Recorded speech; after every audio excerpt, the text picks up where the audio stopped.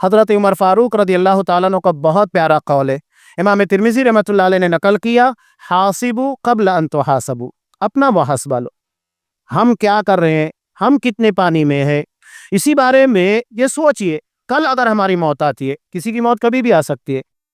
میں یہ کہتا ہوں کہ ابھی ہم عشاء کی نماز پڑھنے والے ہیں انشاءاللہ، اگر عشاء کے بعد ہماری موت آنے والی ہے، تصور کر لیجئے گا، بتائیے کیا ہم اللہ کی جناب میں پیش ہوں گے تو کامیاب ہو جائیں گے؟ اپنا جائزہ لیجئے نا، کس کی موت کب آ جائے کیا بھروسہ ہے؟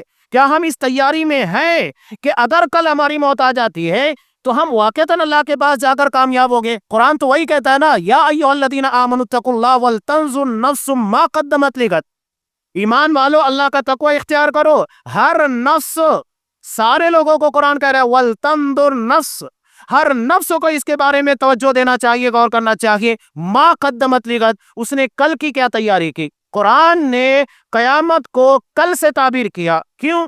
اس لیے کہ جس طرح کل آنے والا ہے، جیسا کہ آج منگل ہے، کل بدھ ہے، تو بدھ کے آنے میں کوئی شبہ نہیں ہے، ایسے قیامت کے آنے میں کوئی ڈاؤٹ نہیں ہے۔ دوسری بات کہ انسان کی موت کل آ جائے کسی کا بھروسہ نہیں ہے، اس لیے قرآن کہہ رہا ہے کل کی کیا تیاری ہے۔ سوچئے کہ اگر یہ ہماری آخری نماز، اللہ کے رسول نے کہا کہ سب سے بہتر نماز کون؟ یہی ہے کہ بندہ اس طریقے سے ادا کرے کہ میری زندگی کی آخری نماز ہے، اس کے بعد مجھ کو توفیق نہیں ملنے والی ہے، یا میری موت آ جائے گی، اور کس کی موت کب آ جائے کوئی بھروسہ نہیں۔